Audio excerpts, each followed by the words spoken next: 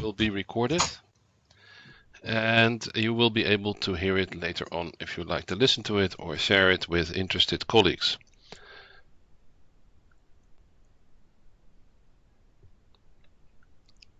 So, welcome to this webinar, which will be on incentive-based financing and will also cover climate finance for sanitation and water, and importantly, financing to end inequalities, because leave no one behind is one of the main themes of our partnership. So this webinar is the third webinar taking place in the preparatory process for the finance ministers meeting, which was planned to occur on the 16th and the 17th of April in Washington, D.C. Unfortunately, because of the spread of the coronavirus, has been put on hold. And I'm going to come back to that in a minute. Because it's going to be important for you. We are very pleased so far with all the preparatory work in which you have been participating for the finance ministers meeting, and we are in contingency planning, and we will make new plans that will make sure that there will be an FMM, partly virtual perhaps, partly in person at a later date. Everything that we do in this preparatory process is still going to be important and necessary, because it's still going to feed into an FMM, and I think that once we've have a good contingency plan, we will be able to inform all of you about what is going to happen.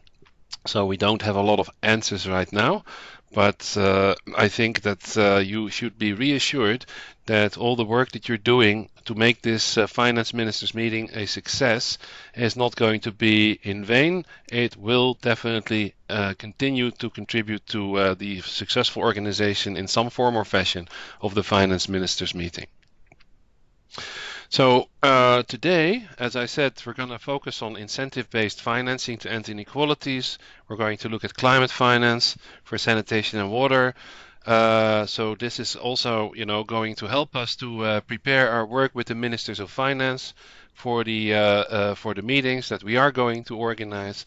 And also it will help to get focus on the ministerial handbook on finance for water and sanitation that we will also launch very soon. We were planning to launch it in the context of the FMM, and of course we will plan now a new launch occasion. I just wanted to remind you before we go into the webinar, if you could kindly list your name in the chat on the left side of your screen. Who you're joining with, and where you are located, your organization also. So that's going to help us to find out, to keep track of who was in the webinar. I also want to ask that if you're not speaking, if you could kindly mute your microphone. And then if you have a question or a comment, then you can actually mention that in the chat box so that we can come back to you when we do the question and answers. Okay, so we have, I think, a really interesting lineup for you today. We have Bill Kingdom, who will speak on incentive-based financing to end inequalities for presentation. Excuse me. He's got to, focus really on incentive-based financing. And then we have a presentation by John Garrett on climate finance for sanitation and water. We have a briefing on the Green Climate Fund, which will be done by Chibesa Pensulo. And then we have an intervention from Ethiopia by Abiya Girma, who is the National One Voice Coordinator in Ethiopia. So we have a good, interesting lineup. And I think without further ado, and to make maximum use of our time, I would like to invite Bill Kingdom, a renowned expert on financing for water and sanitation, a former World Bank official, and an expert who's been helping us a lot with the preparations of the finance ministers meeting and the ministers handbook, to take the floor and to take us through the first presentation. Bill, over to you.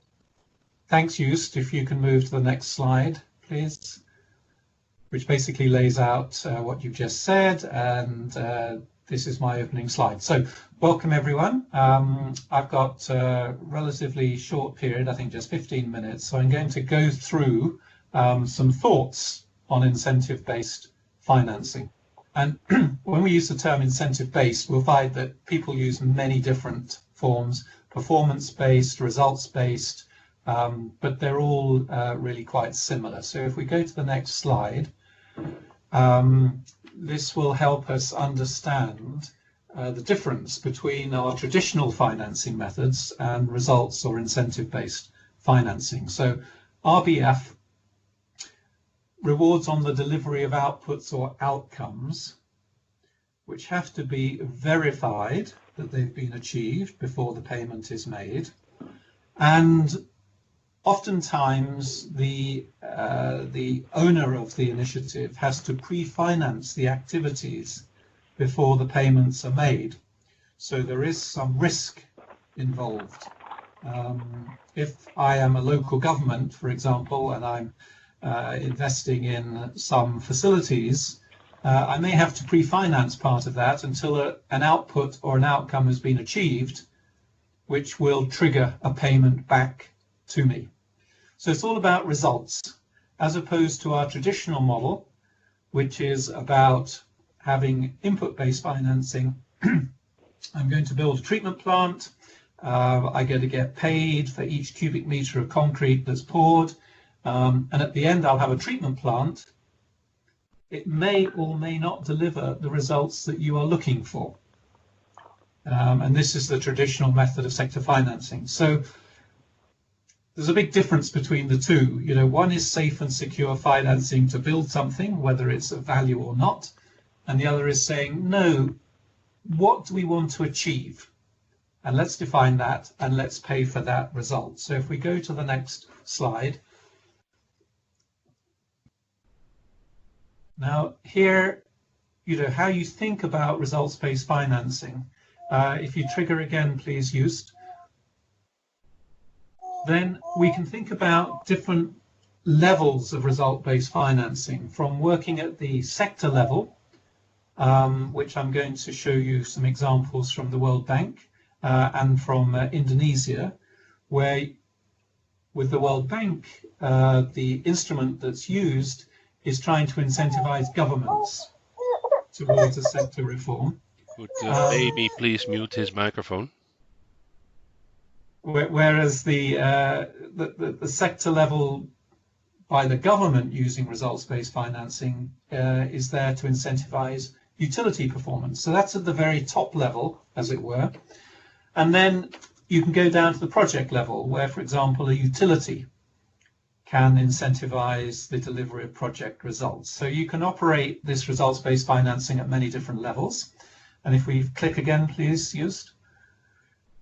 The different degrees of risk transfer are there with results-based financing. So at one extreme, you could simply have like a performance bonus for delivering a particular result. So, you know, the most of your costs are covered, maybe through input-based financing, but we can have an icing on the cake, which says if you deliver a particular performance level, we'll pay you a bonus. All right. And then at the other extreme, we can have a significant or major risk transfer where we say, you know, a lot of money is on the table in the event of non-performance. So just bear those two dimensions in mind as we move on to the next slide. Now, this example is from the World Bank, mainly because I work there and know a little bit more about it, but many bilaterals and multilateral donors now use something similar to this model.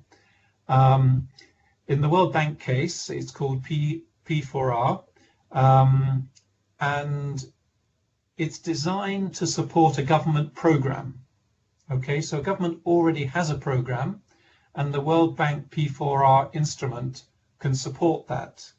Either a part of the program, which might be sectorally or geographically. So, for example, you could have a nationwide program to improve rural water, and the World Bank or other development banks or bilaterals might say, no, we'll take a state within that country, and we will support your program, your government program, but only in one state. And the key design feature of a P4R, or any results-based financing in a way, is what are called the disbursement linked indicators. So these define the basis on which the World Bank will disperse funds to the government. And typically it's based on some service delivery indicator or output. It can include institutional indicators, so establish an entity or something like that. And each DLI has a specified verification protocol. So everybody, the client and the World Bank or the contractors, all need to know what that indicator is on which they're going to be paid and how achievement of that indicator is going to be verified. So if we go to the next slide.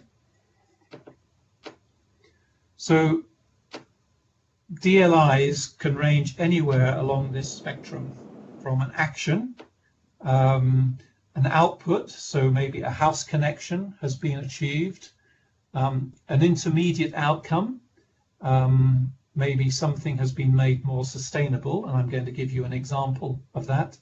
And outcomes are obviously a bit bigger picture and not always appropriate during a project life.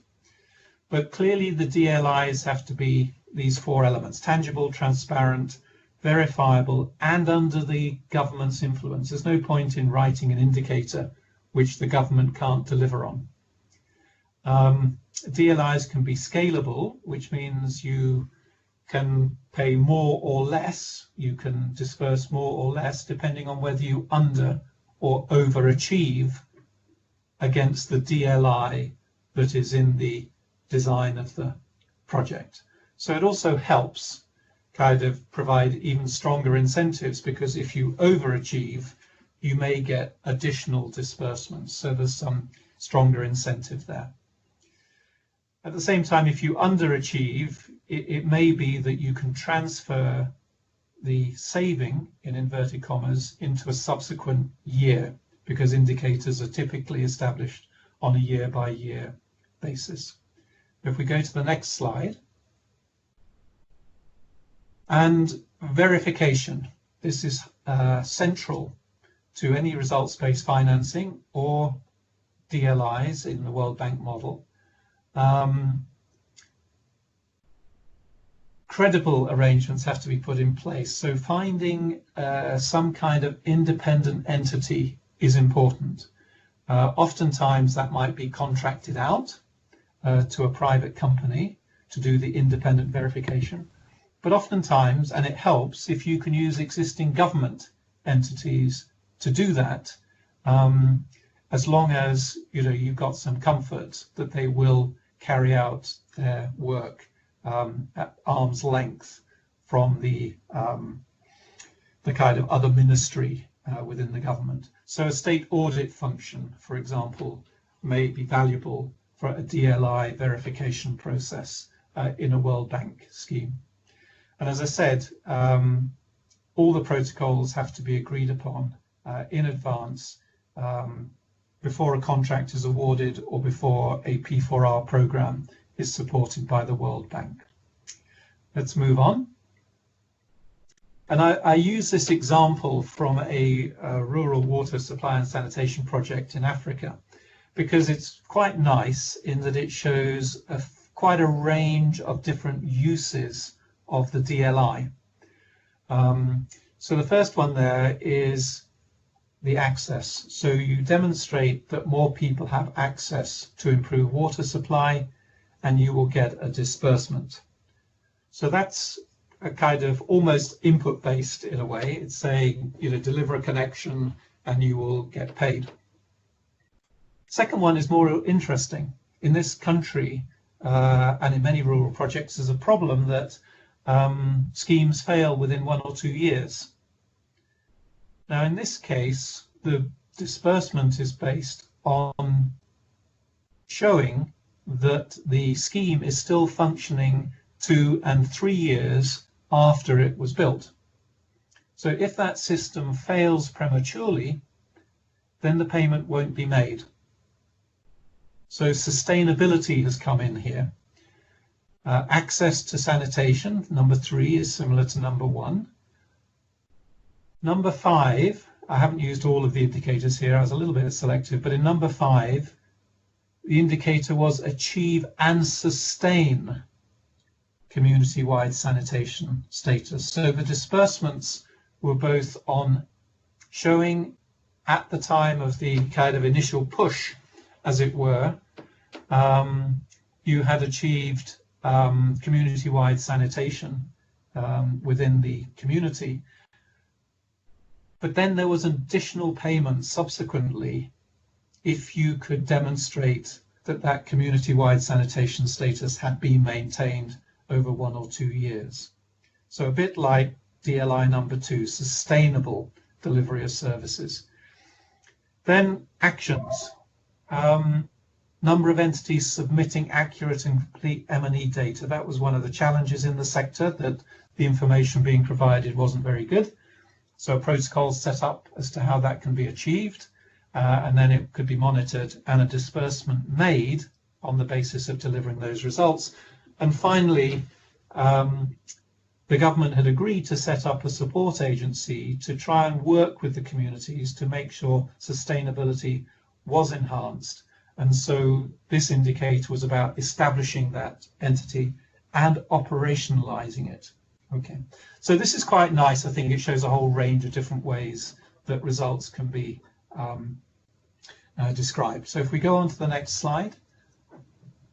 Now here's a government program. It's actually from Indonesia, where they've done a lot of work, and they divided the utilities up between those that are at the kind of poor performing end of the spectrum, group 1, through to those that are actually very well run, group 5. And the government wants to encourage utilities to move from group 1 status through to group 5 status, or regardless of where you are, to improve your status. So the 2 top sets of boxes show that the government introduced the idea of performance grants to deliver better performance and service coverage. So there the government pays on delivery of a result. And then the other thing that the government wanted to do was encourage the utilities to borrow market finance. So they also put up an incentive that said there's a matching grant if you can mobilize non-public financing, in other words, market finance for your investment program. So here's a national initiative. It's very comprehensive, very kind of easy to follow, and essentially putting in more and more money towards bigger and bigger grants to encourage better and better performance. So that's the example from Indonesia at the national level. So if we move on to the next slide, where I just want to tell you about a project-based, results-based financing. And in this case, it's about improving utility efficiency through reducing NRW. And sorry, if you could just go back one slide, Just. Essentially saying it's output-based. You design and build district meter areas, which are input-based, and then you move on to an output-based payment per cubic meter of water saved. So if we go on to the next slide, this shows the benefits that come from reducing leakage. Here you can see that in this particular district metering area, which is a subsection within the distribution system, as a result of this project, pressure levels increased substantially to the householders, and the volume of leakage went right down. It was almost halved. So that releases a lot of water that can be used to sell to other customers and expand the quality of service. So if we move to the next slide, because this just quickly summarizes the results, it's useful to remember that NRW, and leakage comes from leaks in pipes, and oftentimes utilities are far more interested in replacing pipe networks than finding and fixing leaks. And in this case, through this incentivized model, only a very small proportion of the distribution system was replaced, but they had to go and find and fix 12,000 leaks. So, this was the incentive. It worked extremely well, delivered very large savings in water losses, which could be used elsewhere. And also it saved a lot of energy because you didn't have to pump so much water that was ultimately just leaking into the ground. If we move to the next slide. So another way of results-based financing for efficiency improvement is through energy efficiency, where you basically hire an entity that will come and do a variety of activities, which are listed on the right-hand side. Power factor correction, pump replacement, solar photovoltaic systems, and so on.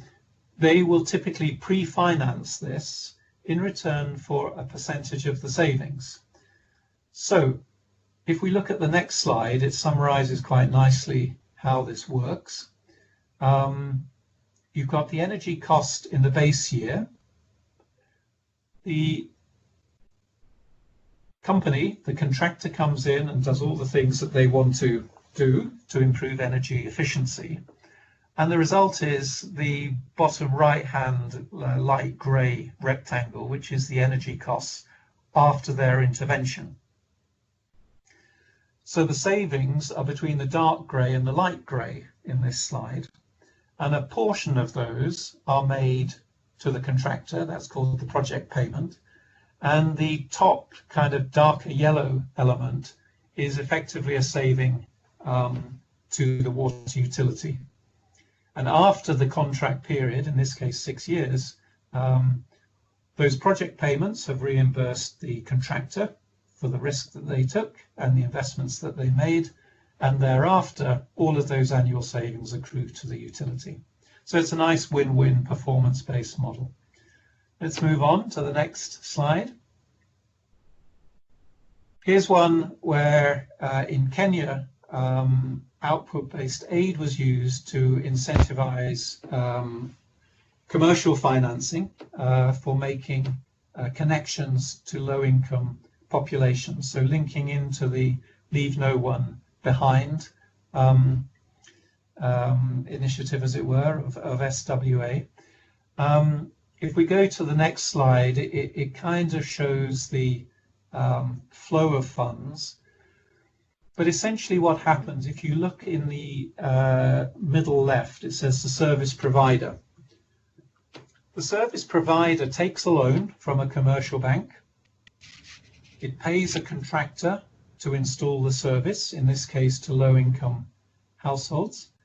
And those consumers then pay a fee, their tariff, back to the service provider. Once that connection has been verified, then OBA grant in the middle at the top is released to the service provider, and they can use that to pay back some or all of the loan from the commercial bank. Okay, so the service provider takes the risk, it installs the connections, and if the connection is successful, which means it's installed, it follows all the required engineering procedures, and a service is provided, then the payment is released from the OBA grant. So that's how it works. Let's move on to the next slide.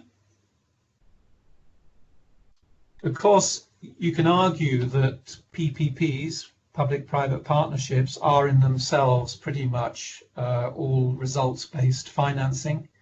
And you can see a whole range of different models where the different types of contract can have different types of performance measures in them to have more or less incentive to the private operator. And obviously a management contract typically just has like a bonus payment, a relatively weak incentive, whereas a concession contract has very deep risk transfers, but also the opportunity to make quite a lot of money, potentially. So, that is a very highly incentivized type of PPP. If we move on, then this is just another one. It's a new development called impact bonds, very similar to the example in Kenya. You make investments, you pre-finance those investments. If the results are achieved, then the investors will pay out.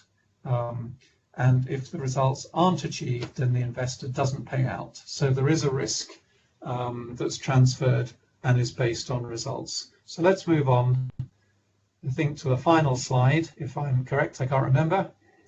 So results-based financing, broad-based approach, used at different levels, many terminologies, but it's all about payment for results. You have to think about how to design the process in terms of its level and in terms of the risk transfer. But the key thing is it changes the mindset from what shall we build to what do we want to achieve. And RBF approaches typically result in faster, more efficient, more effective, and more sustainable solutions, which is why, I think there's an increasing interest in their application in the water and sanitation sector. I'll stop there. Thank you very much. Thank you very much, Bill, for, I think, an interesting presentation that is showing that, there are many ways in which we can be creative about how we use financing to get results and to really, as you, I think so clearly made, is making incentives for achieving things that are important to us. So thank you, Bill. I just want to break for a small question and answer session before we go on to the next presentation. So if you have any questions on Bill's presentation on incentive-based financing, then now is the moment. You can either take the floor orally or you can post your question in the chat box.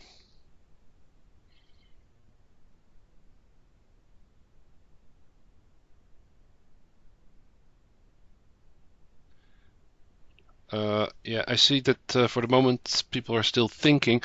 Bill, could you tell me a little bit more about, I saw in the last slide the impact bonds, and I think within UNICEF we have been dabbling in that also. Could you tell me a little bit about how widespread that the use of these impact bonds is right now? Their use certainly in water and sanitation sector is very limited. I think the only place where there has been a successful bond issued was in Cambodia, which I believe was for a rural project. So it's a new area. I suppose the thing that one has to bear in mind is that the investors in the bonds may have a kind of more of a social conscience, as it were, and are willing to accept either perhaps a slightly lower return on their investment or even a delayed return on their investment, but in return for what they believe is a good social outcome. And I think water and sanitation in developing countries certainly would fit into that profile, but they're not mainstream. I've put it here just as an example, because at the end the bond only pays out back to the investor if the results have been achieved. Thank you, Bill. Okay, so it's I think a new field. But good to keep an eye on it. We have some questions here in the chat box. One of them is from Malango, who is asking, are there situations where incentive-based financing has not worked? And maybe could you give an example if that's the case? I don't know whether there has been a critical review of results-based financing. But from my experience, obviously, like all of these types of contracts, it is a contract, whether it's between the World Bank and the government, between the government and the utility, or between the utility and the contractor. So success and failure depends significantly on how well designed that contract is. And I think, if you rush it, then it's quite likely you could end up with a suboptimal outcome. But in general, I hesitate to say if there have been any high-level failures around the idea of delivering a result. But that's, as I say, it depends a lot on the complexity and the proper design of the contract in the first place. Thanks, Bill. Thank you. So another question here is from Roland about DLI2. If you want me to go back to the slide, just say so. Will this be a reimbursement as construction was done and monitored for its operational ability? Right. So that's a good question. I mean, you kind of have to disconnect the disbursement money from the actual cost of delivering the service. So the disbursement funds flow to the Ministry of Finance and then hopefully on to the line ministry. So in this case for DLI2, the construction was completed and a payment had been made, not for the construction, but for the number of people gaining access to the service. So that was DLI1. Then there's an additional payment, DLI2, if that scheme is still functioning after 2 and 3 years. So it is a bonus for paying attention to the maintenance of the systems and the operation of the systems. And the government wants that money, right? So they have an incentive to put pressure on the line ministries and the line ministries onto the rural service providers to make sure that those systems are operational after 2 and 3 years, so that the government can receive the disbursement from the World Bank program. Thanks, Bill. There are a few questions that I'm going to now raise in the comment box, but I think we're going to close this Q&A after these questions because we're going to move on to the next presenter. So a question from Simone is, so many of these models that you just dealt with in your presentation, they're going to need pre-financing by a service provider, by the government. And so Simone asks, what could be ways to motivate these entities to take these risks and allocate resources? Yeah, so that is a good question. So typically, in the results-based financing, there may be some advance payment made to allow for the pre-financing of the activities, or the pre-financing can be at the cost of the contractor, as in the case for those energy saving companies, the ESCOs. Ultimately, the easy life is a life based around input financing, because it's kind of no risk, isn't it? You just design something and you get paid for building it, whether it delivers the result or not. So at the maybe at the engineering level, the easiest route is to stick with a traditional input-based model. But for the government and for the utility, they should be less interested in the inputs and more interested in the results that are being achieved. So, you're, as I mentioned earlier, it's about changing a mindset from what do I want to build rather than what service quality improvement do we want to make, or what efficiency improvement do we want to make, or which coverage improvement we want to make. So it's kind of forcing people a little bit out of their comfort zone, but aligns with what the reason for building assets is. It's not to build assets, it's to deliver a service. Thanks. Thank you. Thank you, Bill. So a question from Anthony regarding user fees. So it's connected to Leave No One Behind. So even when prices are reduced for users, but still too high for people in rural areas, is that, so the question that he asked, is it part of the risk acceptation, or is it an additional component for integrating policy at the national level to ensure, progressive state subsidies, for example? Is that part of? I think the question is that part of the program typically, or do we simply, accept that that the fees are not going to be affordable for everyone? Right. So I mean, whatever happens, you need a financial balance in your model, your project. And it kind of comes back to the 3 T's. Where's that money going to come from? And if you have tariff levels which are below cost recovery, but they're only just affordable, then the gap has to be financed by the government through taxes, or through the donor through transfers. But essentially, financing is quite simple. There's money in and there's money out, and you need to have a balance. So the issue of affordability would have to be addressed in looking for that balance. Yeah. Okay. Thank you, Bill. So it's something that needs to be kept an eye on.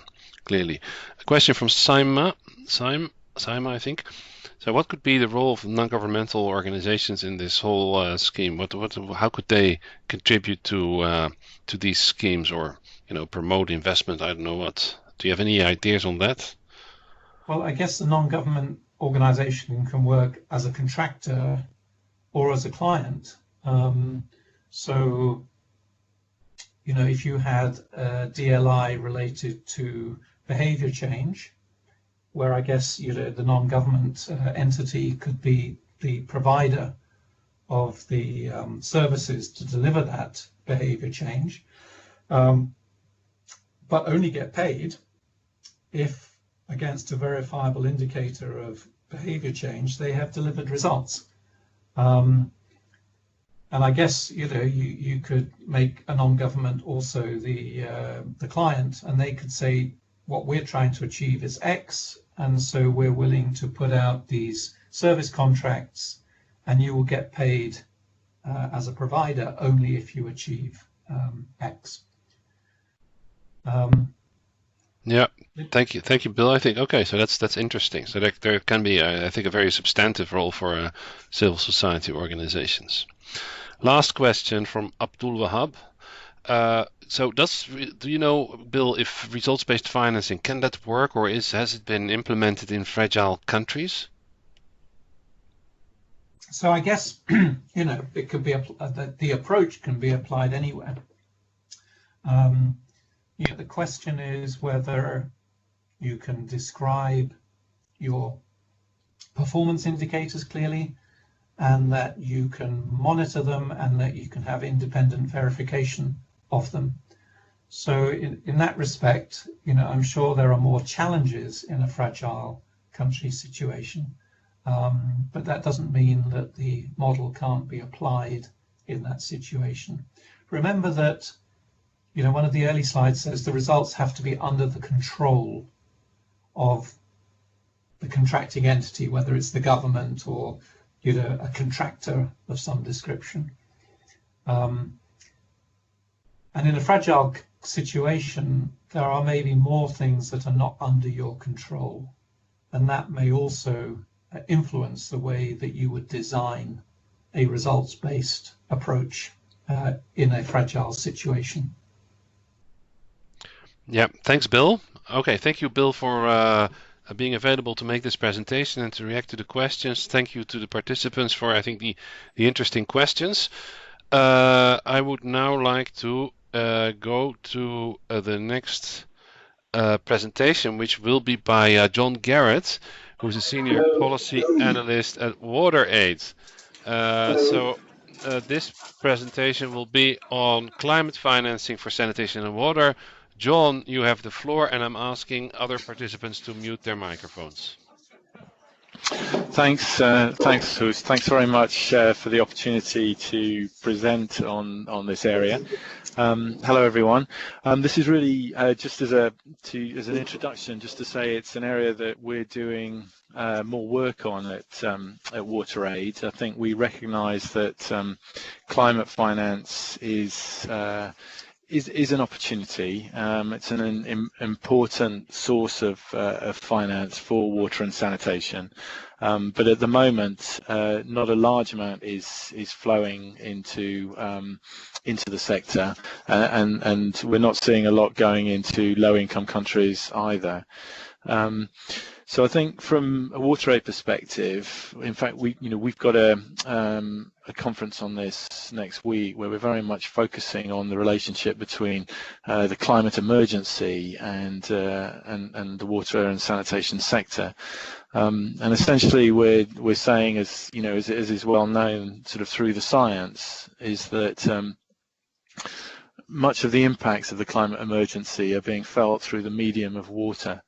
Whether it's through rising sea levels, saline intrusion, more rapid snow melt, more severe storms, flooding events, or at the other extreme, prolonged periods of drought.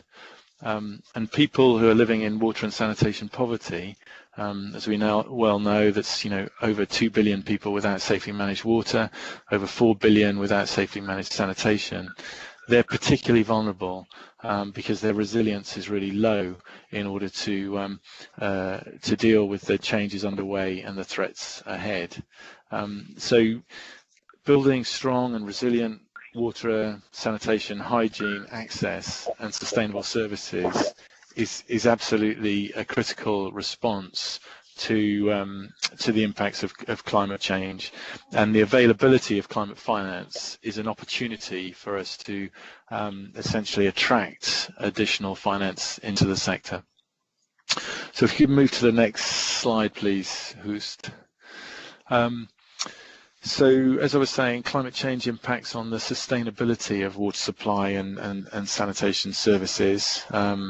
Less rain, more rain, higher temperatures, rising sea levels, all of these things impact on water supply, water quality, and potentially can damage existing infrastructure or can increase the impact of localized pollution, etc. So there is a sort of characteristic of uncertainty, but nevertheless all of these impacts are expected to result in higher costs, which climate finance is available for, and I think we see this generally as an unexploited opportunity, an opportunity to attract this finance into the sector and to focus on resilient development.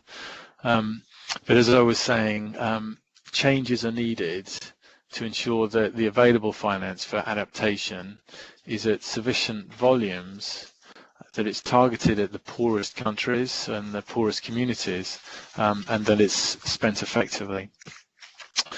Okay, if we could go to the next slide, please. Then another characteristic of climate finance is that it's a complex landscape, and this is something which I think we at WaterAid are sort of grappling with to understand better. This slide is taken from the Climate Policy Initiative, and it gives you a sense of all the different sources and intermediaries that are involved in the delivery of climate finance. So we see governments sort of at national level, or we see transfers from donors, bilaterals, or multilateral organizations from the multilateral development banks, etc., and also the dedicated climate funds like the Green Climate Fund and the Global Environment Facility and others. There's climate finance which is being provided by commercial institutions, so from banks, etc., and corporates will use their balance sheets in order to finance climate adaptation or mitigation, and households as well. So there's a sort of a range of different sources there's a range of different instruments. So the finance might be delivered in grant form, or it might be in loans or equity. So different forms of financial instruments, and then in terms of the sectors and the type of investment, we're seeing actually that the vast majority of climate finance so far is going as mitigation, so looking to mitigate the impacts of climate change, with much less going to adaptation. And so this is an issue which so for our summit next week, we're very much looking to put the focus on adaptation, and to argue that some of the pledges which have been made internationally in terms of the availability of climate finance, much more of that. I mean, $100 billion is the figure that's due to be provided as part of the COP agreements over recent years. So $100 billion each year in climate finance for developing countries, and so far of that 100 billion, the majority is well, it hasn't quite reached 100 billion yet, but the majority is mitigation, and so there's very much a need to increase the amount of climate finance which is available for adaptation. So if you can move to the next slide, please, Hoost. And this slide really just emphasizes that it is nevertheless, a powerful opportunity, because I think as the impact of climate change accelerates, and the international community realizes that time is short in order to respond effectively, both in terms of mitigation and adaptation, we're actually seeing the amount of climate finance available increasing. And so this chart really shows that over the last few years, the last sort of 4 or 5 years, we've seen the amount rise up to a peak of over $600 billion US, and that's really illustrated, both in terms of public finance and public actors who are providing that, but also still a majority of private actors. And much of this climate finance is going into renewable energy. So China, US, India, there's been large demand, Europe too, in terms of climate finance into renewable energy and mitigation, and so the markets are in many ways more established, and the rates of returns can be made.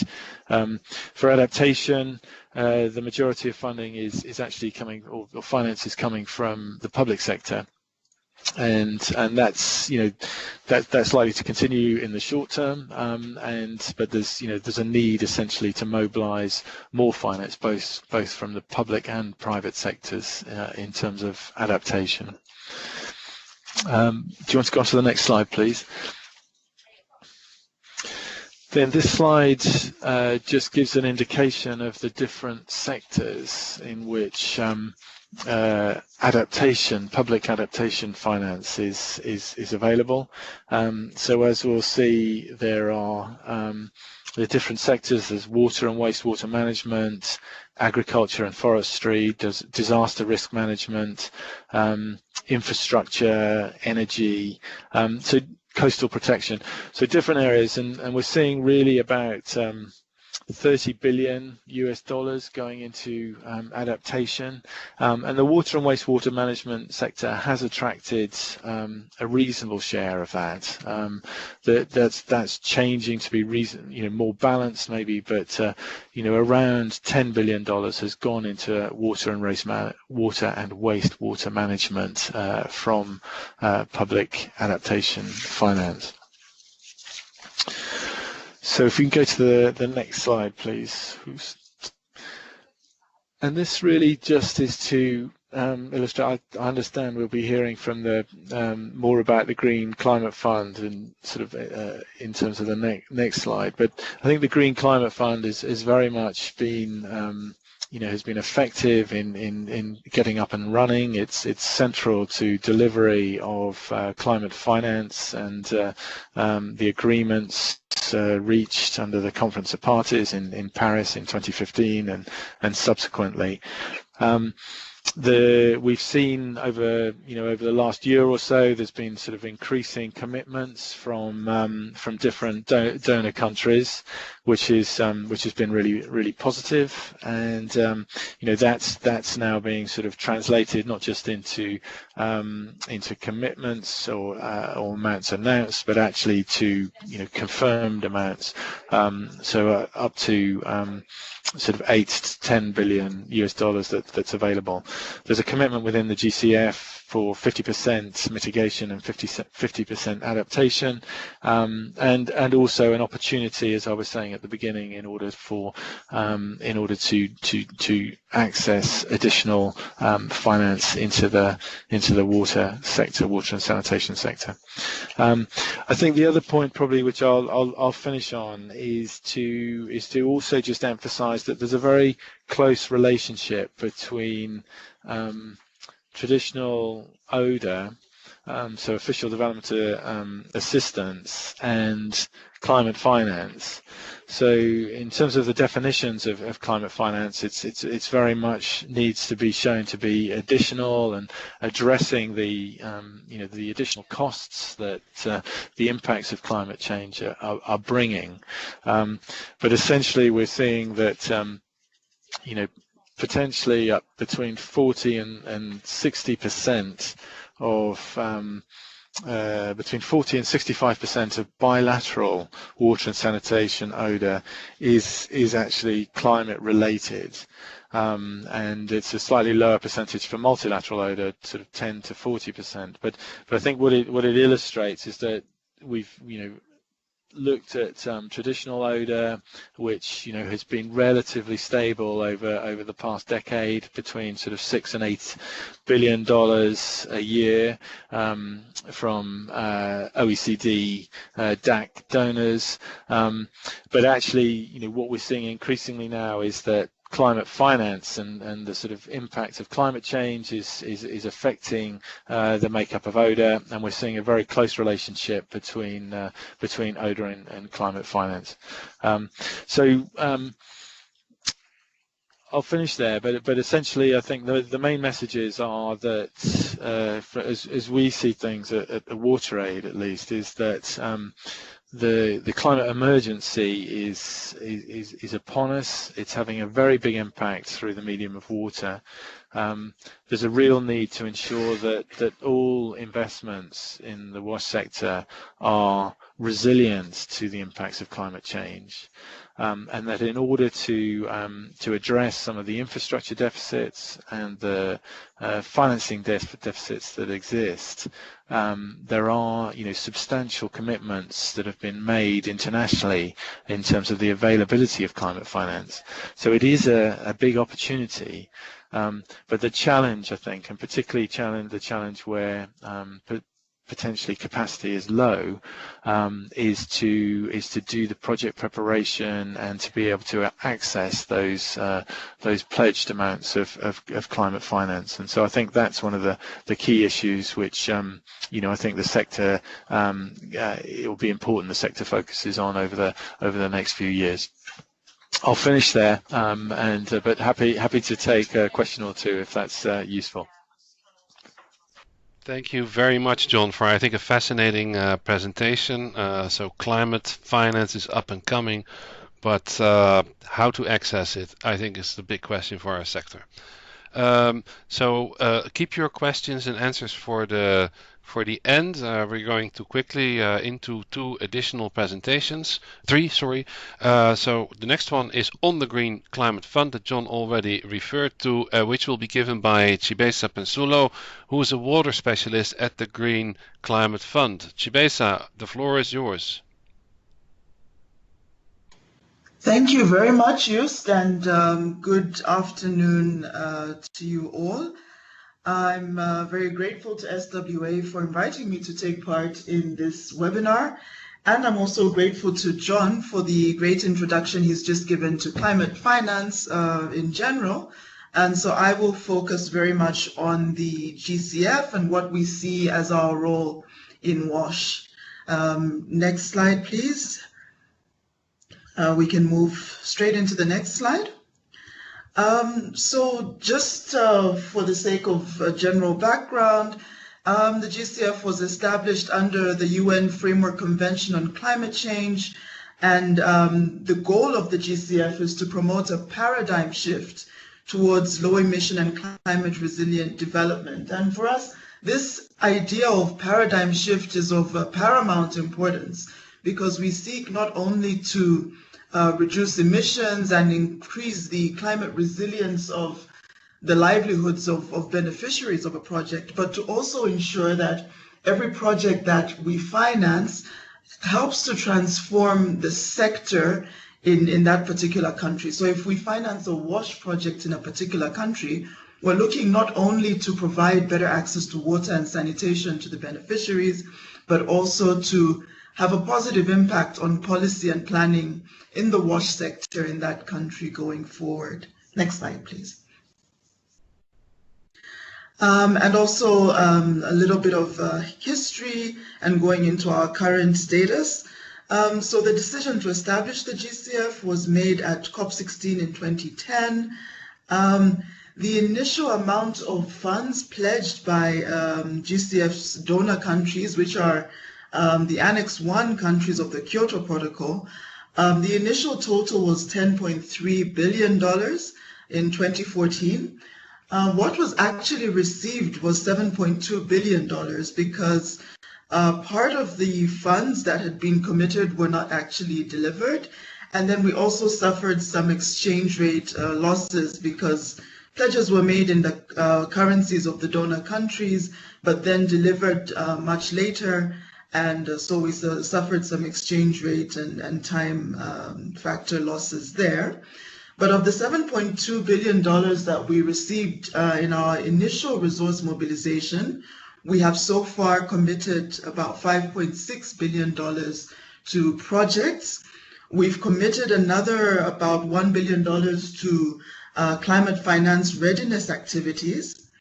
And so out of the 124 funded projects, 58 are currently under implementation, which means they've received at least the first disbursement of funds to the project and are currently underway. We've also accredited 95 entities of various sizes, and I would like to speak briefly about those on the next slide. So next slide, please. Yes. And so you'd see at the, sorry, one back.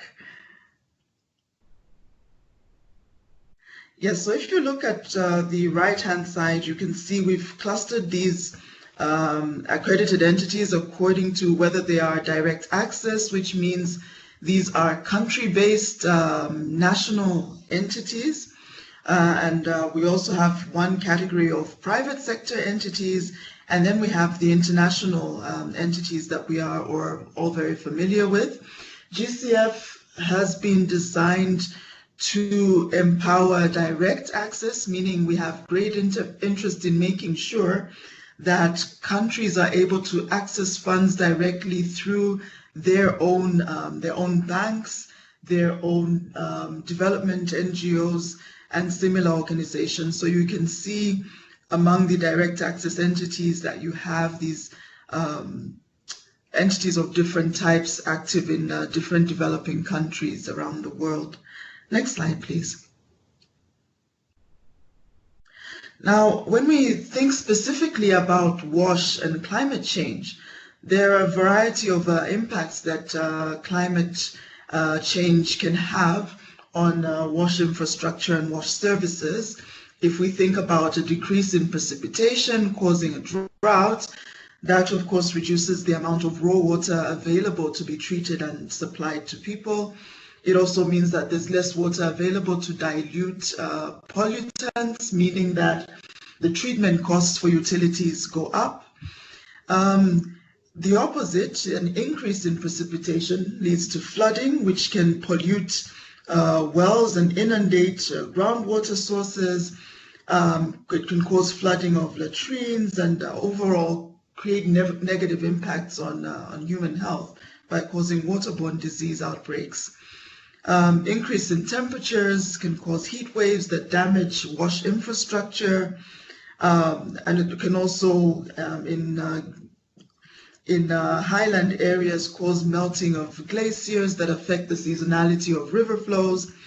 And also sea level rise, which is one of the major impacts of climate change, particularly in coastal zones and small island states, can cause flooding as well as saline intrusion into groundwater, which reduces availability of drinking water and impacts on water quality.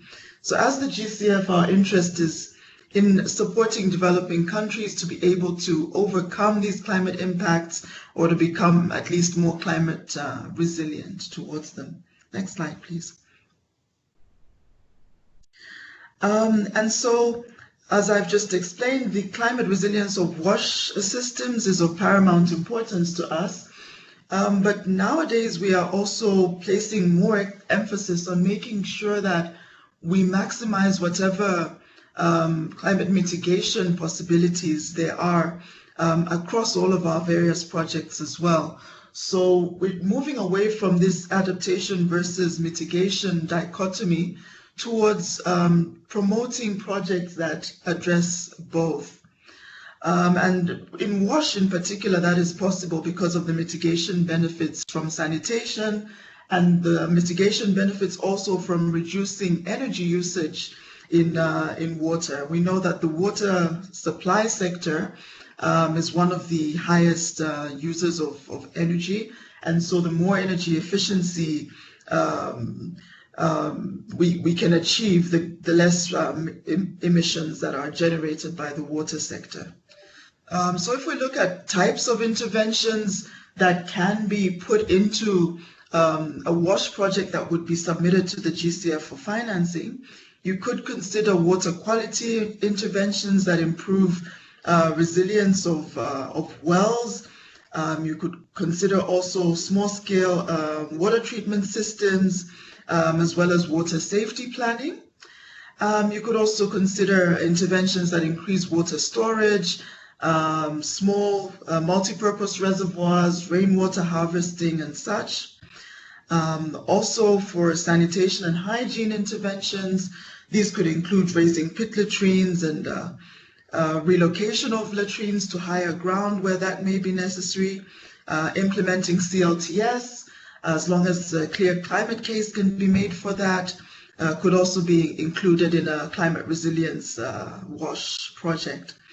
And almost all GCF-funded projects have some element of enabling environment work, capacity building, knowledge generation and dissemination, governance interventions.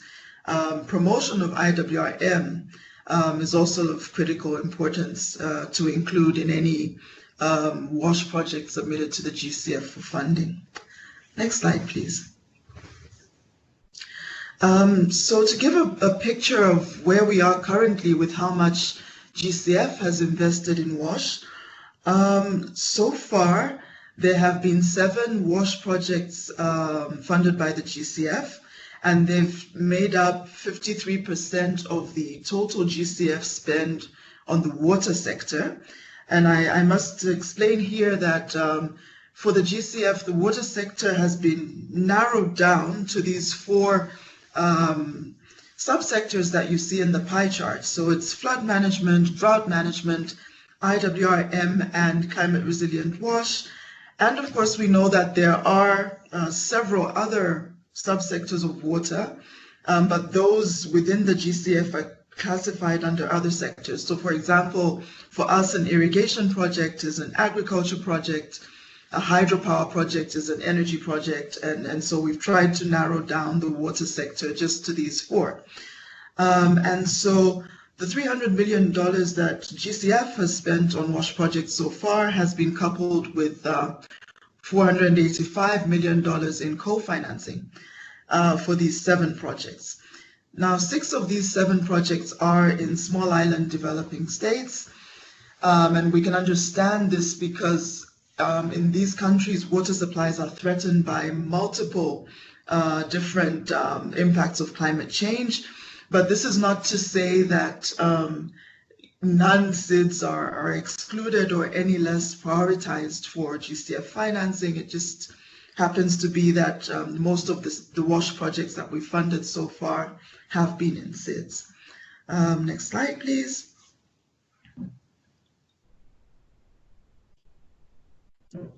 Now, currently we're at the start of what we're calling GCF1, the first replenishment of the GCF. And so far we've received pledges totaling $9.78 billion. And I wanted to give you just a bit of a snapshot of the water sector at present, pipeline, so formally submitted projects. There are currently 47 concept notes or funding proposals on proposed water projects, and of those 47, 14 are climate resilient WASH projects, half of which are in Africa, mostly responding to drought, and the rest are spread mostly across the Caribbean and the Pacific, and a couple from South Asia as well. We would like to see the WASH pipeline and portfolio continue to grow, and one of the ways in which we intend to support that is to develop subsector specific project development guidance that would help the accredited entities, specifically the direct access entities, as well as governments, to design their WASH projects in a manner that ensures climate resilience and is also responsive to the results that the GCF is intending to achieve. So we hope to be able to share our draft sector guides on climate resilient WASH within the next 3 months or so, and we would invite WASH sector stakeholders to take part in a peer review process and then a stakeholder consultation process going forward.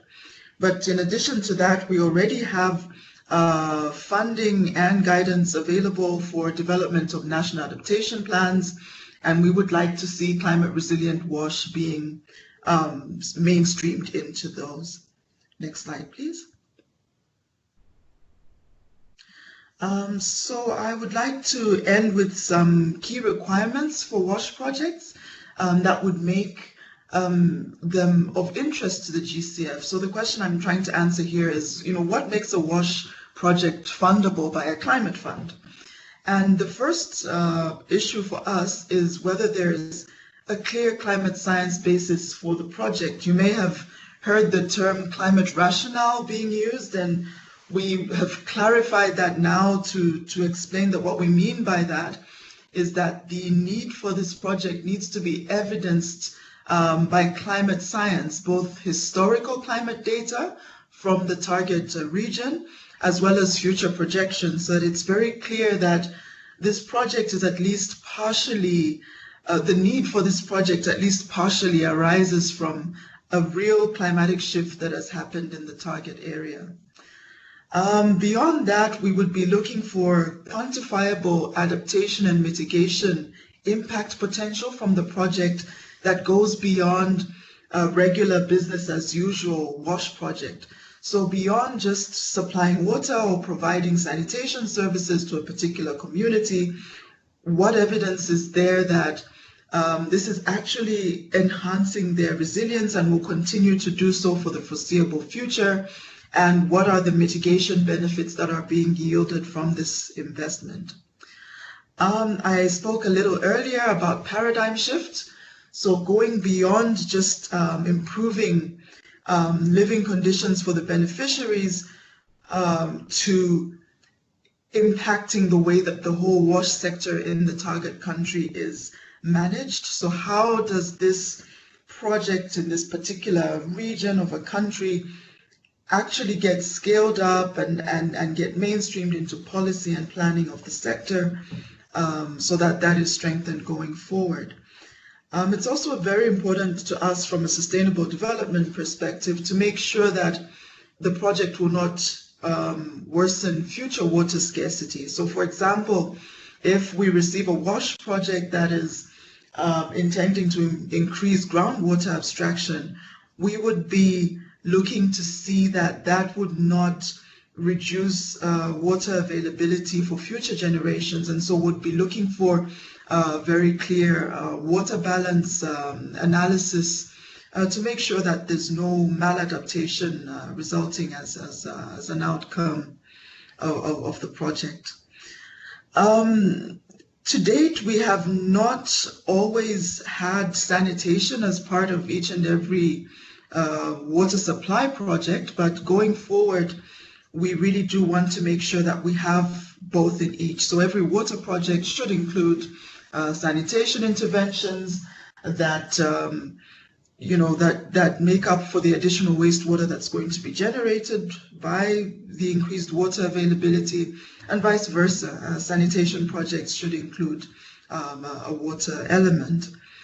And we also look to see if the project design is based on the full water cycle. So for example, a groundwater abstraction focused project should include facilities for ensuring groundwater recharge as well. And the last point here is that we would like to see that if there are pumping requirements that are going to be increased in the project, then that should at least partially be powered by renewable energy to maximize the mitigation benefits from the project. Next slide, please.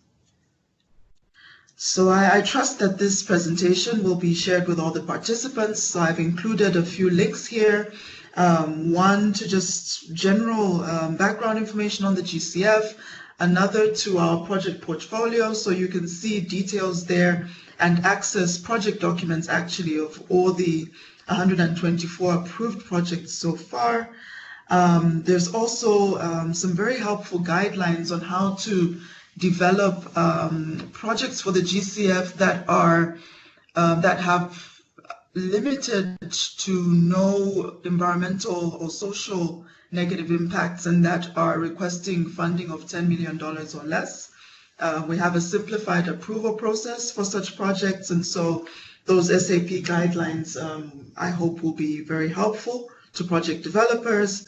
And there's also a link to our project preparation facility, which makes funds available for project development to support countries and entities to do feasibility studies and such. So I hope that you'll be able to access all of these links and make use of the information there. And if you have further questions, please do reach out to me. My email address is on the slide. Thank you very much. Thank you, Chibesa, for I think a very interesting presentation that really I think adds to John's presentation prior. Mindful of the time, I'm going to straight into the next presentation, which is done by Abiya Girma, the National One Wash Coordinator in Ethiopia. And with apologies, Abiya, I think if you could just swiftly go through your presentation so that we have time for questions. There's one question in the sidebar that I will make sure that will come up in the Q&A. Thank you, and over to Abiya.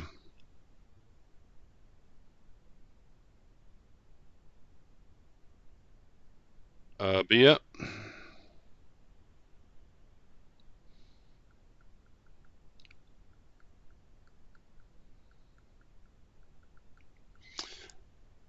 Abiya? Are you listening to me? Yes, we can hear you. Yeah, sorry, the place where I am is difficult for internet, but I want to thank SWA to give this opportunity to present Ethiopian experience. Okay, next slide. Next.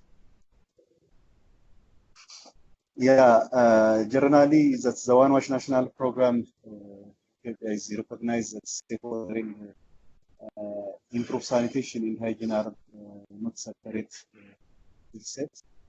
And also that the result will only be sustainable if responsibilities and resources are centralized and the communities are empowered to manage their own transformation. So the One Wash National Program is main instrument for the government to achieve the government transformation plan and SDGs wash targets.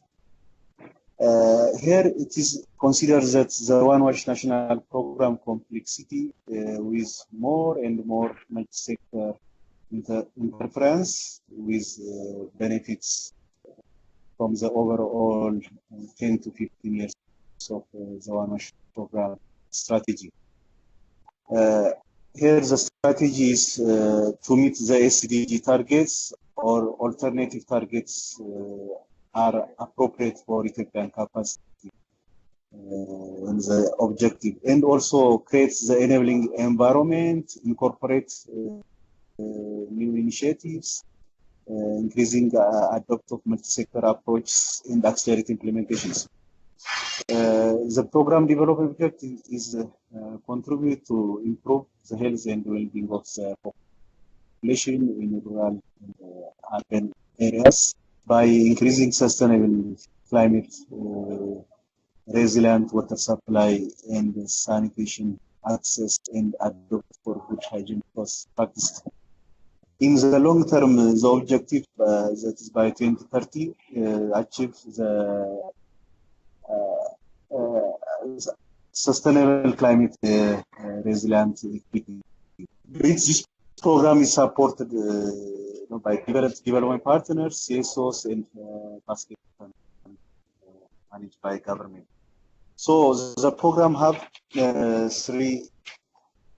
five components. It's 5 components. The first component is rural water supply, sanitation, hygiene components, the urban water supply components, institutional wash program, the management and capacity building, and the new one that's the climate resilient component. It is in the phase 2 One Wash National Program, including that Ethiopia considering that one of the countries with the highest vulnerable to drought globally, and considering the severe impact of El Nino and other droughts wash services in recent years. So the wash sectors must incorporate the concept of climate resilience more strongly. The fifth component is program management and capacity building. So the program has 3 pillars: the creating enabling environment, maximum availability of effective use of human and financial resources, and the capacity development for improved delivery of wash service at all levels. The program map is 4 guiding principles. The first one is integration water supply, hygiene, sanitation in rural and urban areas, and institutional wash. The second is alignment with the policies, priorities, and strategies of the wash ministries as outlined in the responsible sector development plans. And the third guiding principles are harmonization. Here it is harmonize the planning, one plan, one budget, one procurement system, and one information system, and monitoring and evaluation system. And the last guiding principles are partnership. It is partnership emphasizes the need of partnerships with CSOs and private sectors. So here in the One Wash National Program Phase 2, the expansion and elaboration of One Wash National Program is more emphasis is given to sustainable sanitation and hygiene for urban and rural areas, as well being elaborated emphasis on gender equity, persons with disability, and the other one is baby wash. Elaboration on cross-cutting issues like water qualities, environmental safeguard, equity in wash. The other one, the elaboration here is a climate resilient wash with 2 pertinent approaches. This is securing water resources, improve sustainability, and the other one is management system in the supply chain. There are sub-components, three sub-components in climate resilient WASH. This is water resource mapping, that is very important, and the climate resilient solution, especially the technologies, and emergency preparedness and early response and recovery. So here also the new ODF campaign that is Clean Ethiopia by 2024 is elaborated here. What's current status?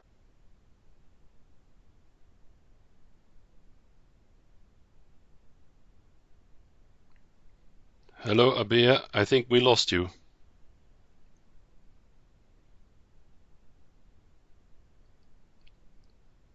Abia, we lost you.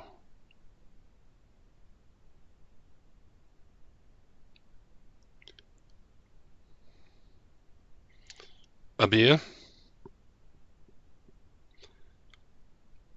Okay. It seems that we lost Abia, so I'm gonna park his put his presentation on hold and just use this time to do some of the questions in the sidebar. So one of those questions I think is for Chibesa, and I'm going to roll two questions in one. I'm going to roll the question of Mashane and Bill into one. Chibesa, I think it's to you. Who can actually apply for financing for projects under the GCF? Are NGOs included?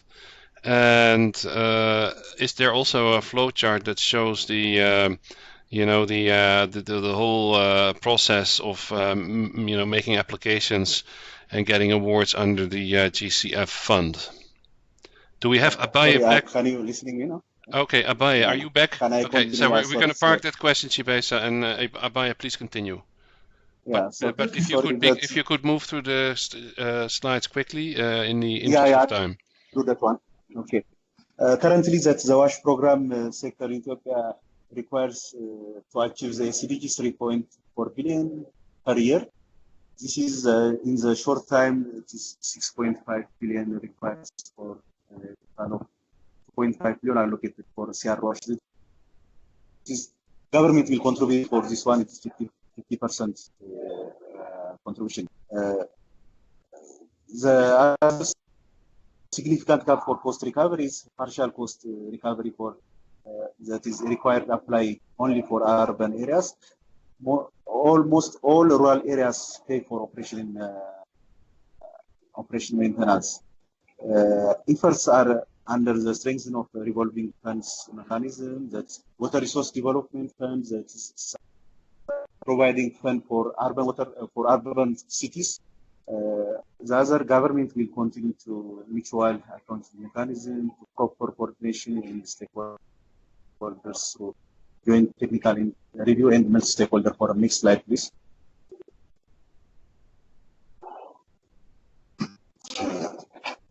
Yeah. Next, the cost of the One Wash National Program when we are seeing this next slide. Yeah, the CR Wash for almost 38% is required, and rural wash 21%, and urban wash requires 28%, and program management 5%, institutional wise. From this cost, the government contribution is almost 39%, and the donors are expected from donors 35%, and communities are contributed 15%, and utilities nearly 20% are contributed. Proposed solution, next slide, is for narrowing the financing gap, that is diversifying of the financing modalities, that is using 3 T's, that's tax, tariffs, and transfers. The other one, the climate financing, humanitarian nexus funding, including GCF, and private sector investment through PPP modalities, that is the proclamation which is already approved by the government in 2018. The other, accessing commercial loans, revolving funds, so water resource development funds in microfinance institutions. Also, applying sanitation leverage funds that is started for ODF campaigns that in Ethiopia by 2024. The other one, it is increasing local financing mechanism, including improved tariffs and revenue collections. This is reducing high level of non-revenue water, poor tariff settings, business plan, and operating cost. The other one is increased community contribution in kinds and cash. That is now in the new program. Already communities have to contribute 50%, that is must, and for CRWASH, government should contribute 30% from One Wash National Program. What's works and what's not working? The next slide. One Wash National Program, that is a consolidated wash account that is established. Different donors are contribute for this one. This is World Bank, UNICEF, Africa Development Bank, COICA, and others. Also Saudi funds are including here. What works also that is increasing those popularity of One Wash National Program. Public finance is increasing, doubled by 10 years. This is the government contribution here. Also, water resource development funds is operating well in terms of providing access to wash financing in cities and towns. Also, the private sector investment and commercial loans are slow increasing, but there is progress. There are challenges that's low tariff in urban water supplies and lack of PPP's legal frameworks. The final slides that shows that the One Wash National Phase 2 allocation, when we are seeing almost 700 million USD are contributed. Hello, are you listening to me? And for rural 24% and for urban 18%. Contributing, and for CRWASH 31% and 8% for program management, and allocated budget for best performance regions. That's all my slides. Thank you. Please. Thank you very much, Abaye, for, I think, a very clear presentation. And there are some interesting questions in the sidebar. So thank you very much, Abaye, and thank you to all the presenters. I think now we go into some of the questions that we can see in the sidebar. And the first one, I already mentioned it, is probably to the Green Climate Fund, is how can you apply? Can NGOs apply? And is there some kind of overview that one could access to find out, what's the whole process of application and awards? So I think that that one is to our representative from the Climate Fund, Chibesa. Yes, Just, thank you very much. For any organization, be it an NGO or private sector entity wishing to access GCF funds for a project, the first point of contact is the national designated authority in the country, in the beneficiary country.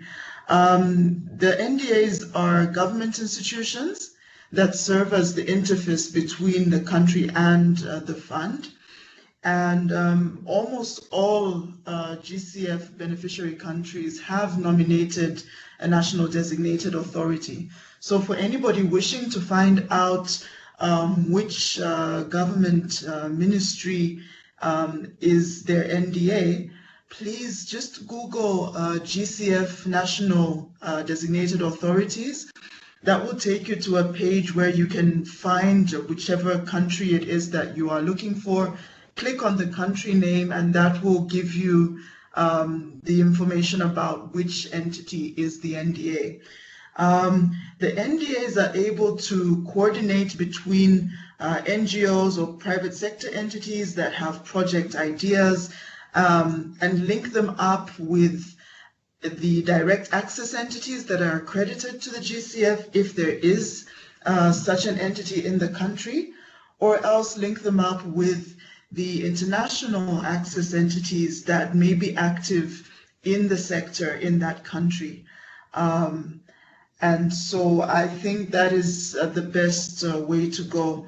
What we have seen some NDAs do is to issue calls for proposals within country so that interested NGOs or private sector companies can submit brief proposals that they then screen and then link the successful ones up for development with accredited entities. So that's how we've seen NGOs accessing the GCF so far.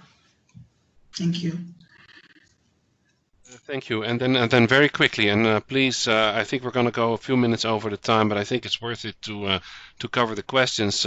There's also a question for you, Chibesa, from Abdul Wahab, and it's about countries such as Somalia that are, I think severely affected by climate change.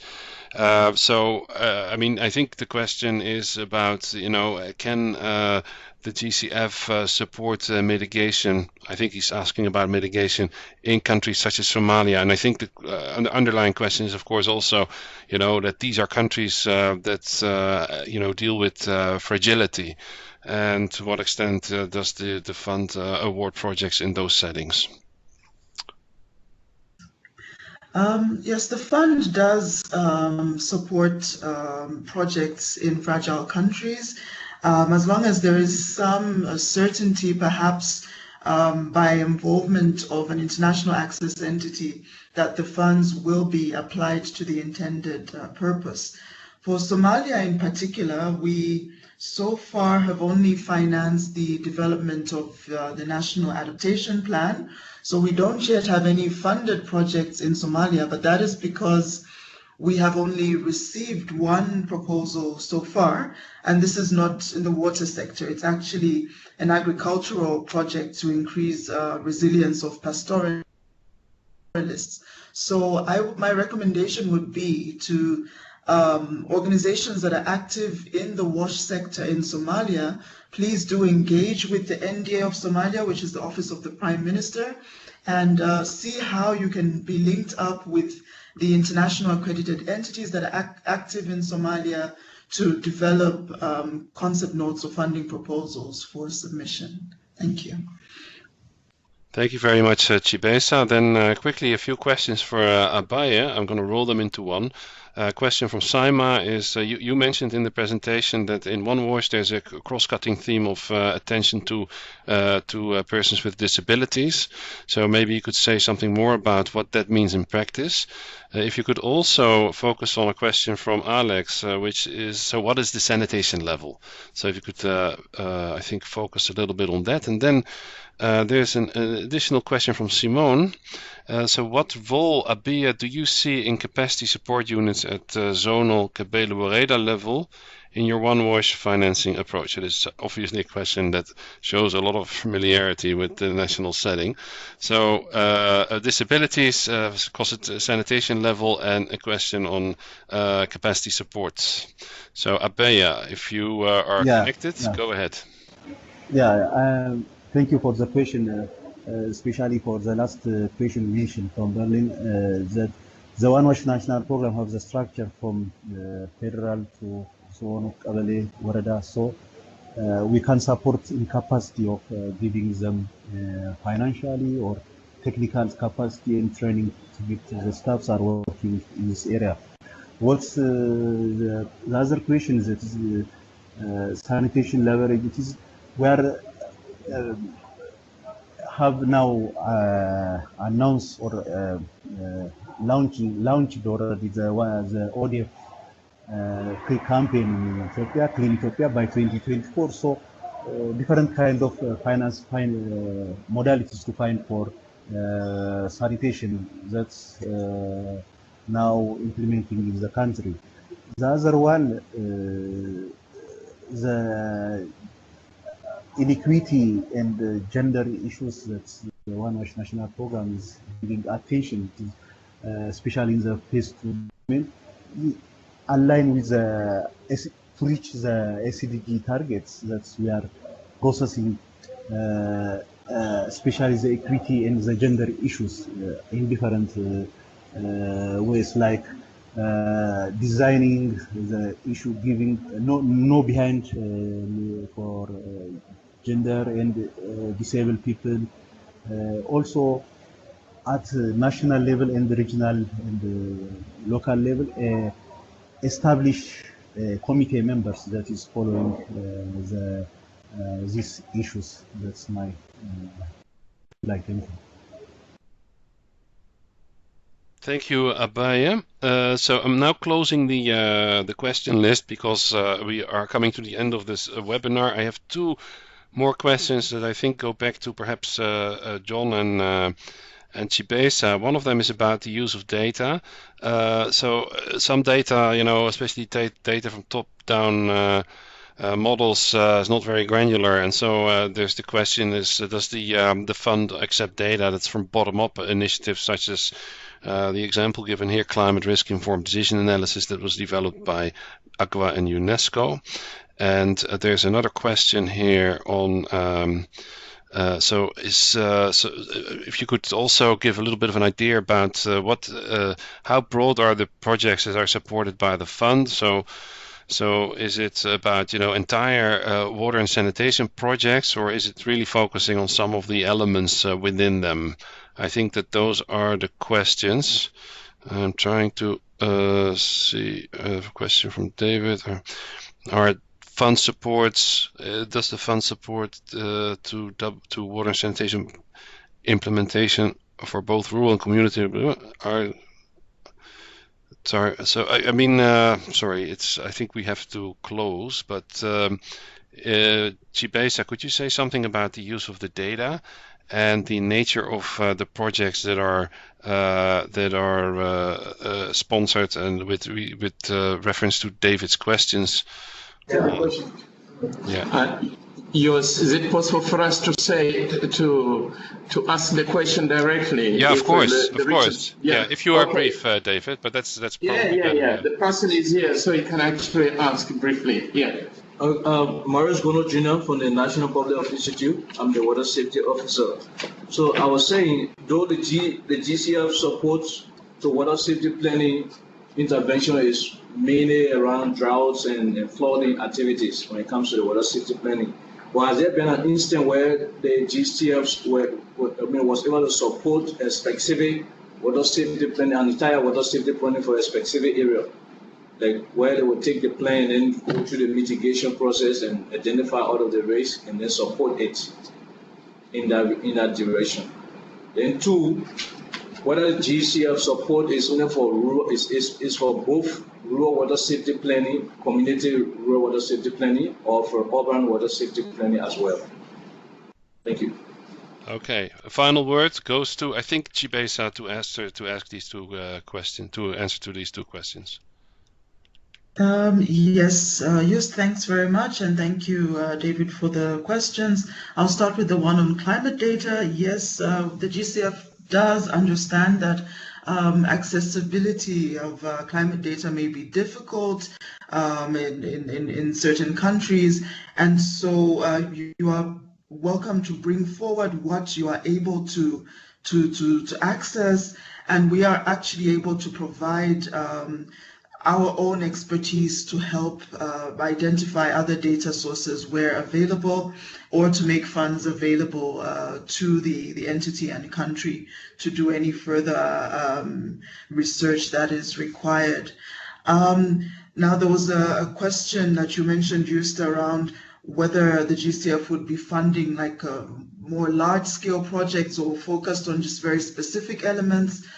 Please bear in mind that the average size of a GCF project is $45 million. So the projects do tend to cover multiple different aspects.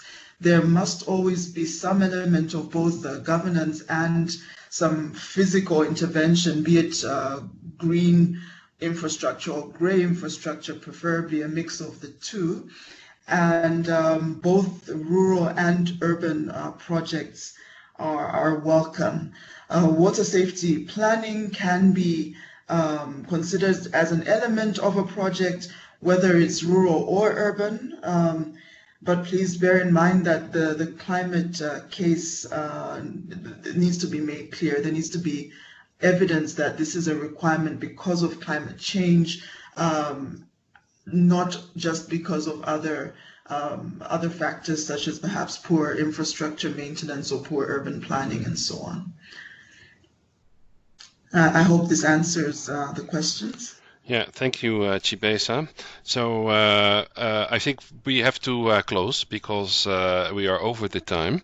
I want to thank everybody for attending this webinar, and stay tuned for new news on the finance ministers meeting that we are going to organize in some way when we sort out our the recent cancellation by the World Bank due to the coronavirus, but we will have an FMM, so stay tuned.